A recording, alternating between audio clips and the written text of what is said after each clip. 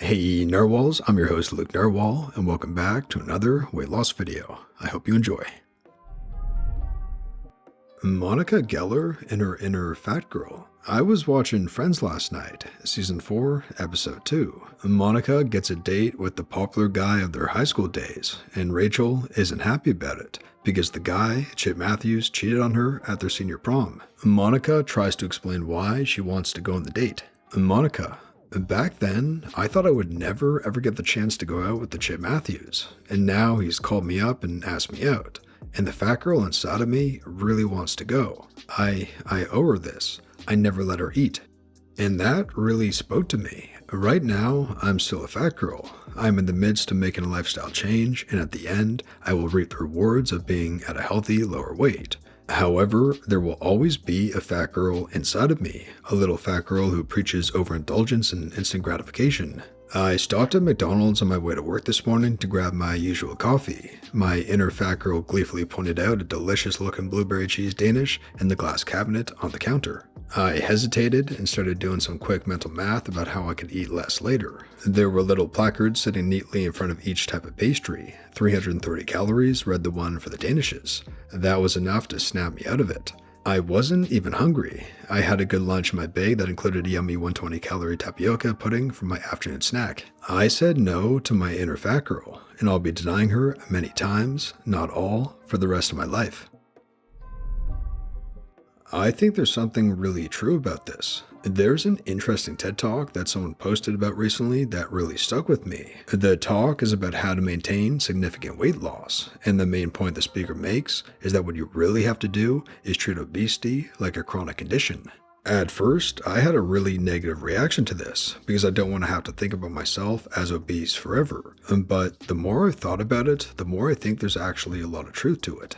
I'm someone who has natural tendencies towards overeating and gaining weight. Even when I have a plan for the day and I feel totally satisfied with what I'm eating, I'm never going to be able to go into a convenience store and not think, gee, it would be kind of nice to buy that pack of gummy candy. I have to constantly tell myself, yeah, that would taste good at the time, but it's not what you really want. And that's going to mess with your goals, and it's not going to satisfy your hunger. My fat girl tendencies are something that I'm going to have to work on keeping in check for the rest of my life. I find that every time I tell myself, no, you don't really want that, it gets a little bit easier, but I don't think I'm ever going to be able to stop managing it. Yes, I have always been a volume eater. Even these days, as small as I am, I can put away a massive amount of food. It's shocking, dismaying, and frankly sometimes disgusting. I will never be one of those 3 bites of cake, oh no, it's too rich, I couldn't possibly finish this whole slice, people. I'm more of a just give me the fork, I'll eat the entire cake person. I tell my inner fat girl no 1,000 times a day, the poor dear. I have lost 120 plus pounds and have maintained a healthy BMI of 21 for about 4 years. I constantly mention that I'm still a fat girl in disguise. My boyfriend even regularly jokes about me being so fat. I know he's not commenting on my appearance, but rather the fat girl in me that will forever be there.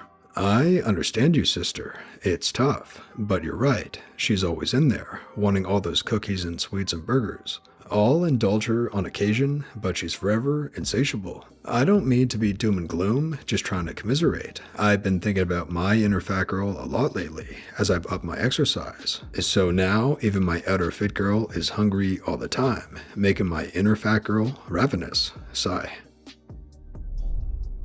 Holy crap, this hit me a lot harder than it probably should have. I was at one point 2 years ago, before I really started to think about losing weight, seriously borderline obese. I've always joked about my inner fat girl, but damn, it's a real struggle. I never really thought of myself in those terms, but if I hadn't been trying at least most of the time to really think about my food choices and deny my inner fat girl, I could easily be way heavier than I am now. I still have a ways to go on my journey, but even when I hit maintenance, I will always have to count calories. I'm just so thankful that I've gotten to the point where looking at my maintenance calories makes me think, wow, that's so much food, rather than how hard it will be to limit myself to those calories. Does anybody feel like they'll be counting calories forever? Over the past 10 years, I've waffled between gaining and losing 20 to 60 pounds. This time, I've lost 20, 15 more to go. but I'm really trying to find a way to make permanent lifestyle changes to maintain the weight loss so I don't have to keep doing this. Over those 10 years, I lose weight fairly easily when I track calories. Stop tracking, gain weight. I've been trying to do a week or two here and there with no tracking to practice eating without an app, but every single time I gain 2 to 3 pounds in those couple of weeks. I'm not splurging, I'm not getting any food out of the ordinary. I think I'm just eating slightly larger servings than I should, and it's so frustrating that I can't visualize how much a serving is after 10 years without measuring or tracking. Does anyone else have this problem? Will I need to use a calorie counting app forever? I counted on and off since 2011, but I've been taking a break since last August and successfully maintaining. The key for me was addressing that black and white mentality of either being on a diet or off the rails. I've been working on finding the happy medium of accountability without obsession and using tools aside from calorie counting to control my calorie intake. And this is what's working for me. A loose intermittent fasting schedule of a small breakfast at 11 a.m., a small lunch at 2 p.m., and a large dinner at 7 p.m. A heavy focus on foods high in protein and fiber for good satiety. A mindful eating. Eat slowly, sipping water, listening for my fullness cues, and not just finishing everything on my plate if I'm no longer hungry. Lots of healthy home cooking with lower calorie substitutions, and at least 30 minutes of exercise every day. I'm sure I'm eating wildly different calorie amounts each day because I do eat more if I'm hungrier or less if I'm not so hungry. But I've managed to stay pretty much exactly the same weight for about 8 months, so it must be working. And I do feel so much freer and happier without counting everything. So I'm about 30 pounds from maintenance, so I don't really know if this will work for me, but my plan is to give myself a green, yellow, red system based on my weight. I've been at this for years, so I have a pretty good base of foods at this point that I know exactly how much of to eat. Green will be anything under a certain weight. If I'm there, I don't need to log. Then I'll have a yellow zone. If I'm there, I won't start to log, but I will be more careful and cut back a bit until I'm back in the green. Then I'll have a red zone. Anything above that, and it's back to logging to get back on track. Will this work? No idea. If it doesn't, then I'll try something else. This isn't a hard set of rules with only one right way to do things. I am willing to accept that I may need to log forever. I don't like that, but it's fine. It takes less time than brushing my teeth, and if it helps me keep the weight off, it'll be worth it. Lots of good comments here already, but I'll add my perspective. I plan on counting calories forever. I also plan on brushing and flossing my teeth and using mouthwash every day for the rest of my life, and balancing my budget, washing and moisturizing my face, and going to work for 8 hours 5 times a week until I retire. None of these things excite me. None of these things I particularly want to do, but I know I have to if I want to maintain a certain quality of life and appearance. And by this point, they'll all have become habits. I don't even think about them, I just do them. And I'm sure you do all or most of these things too. If you're like me, after a while, calorie counting will become a habit you do mindlessly without even thinking about it. It's not the hopeless life sentence it sounds like. I'm personally planning on counting calories forever. Even if I'm not weighing and measuring everything I eat, I'm gonna have to keep a running estimate in my head.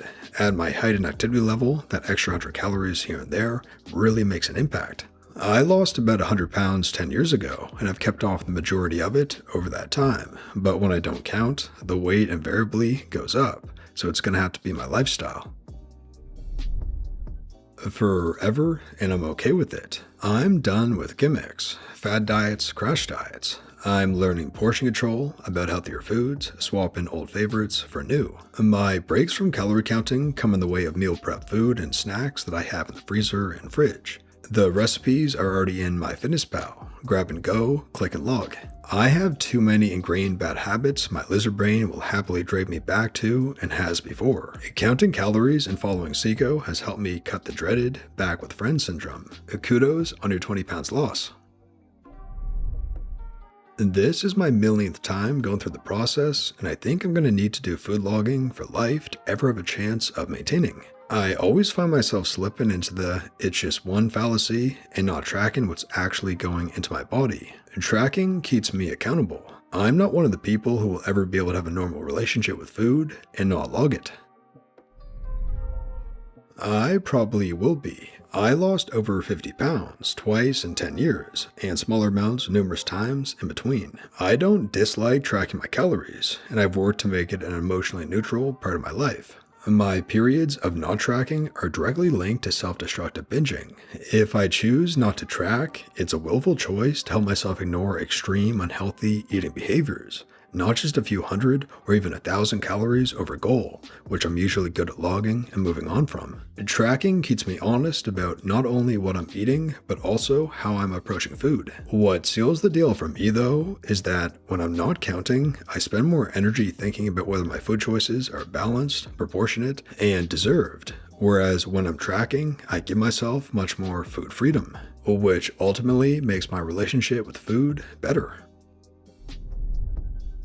And that brings us to the end of the video, Narwhals. I really hope you enjoyed. If you did, please tap subscribe to join our awesome community, the Narwhals, and for more weight loss stories that help you stay on track. And here's our featured Narwhal of the day. It said I wouldn't post till 140 pounds, but I'm immensely proud of my 50 pounds lost badge today, only 5 pounds away from the ones.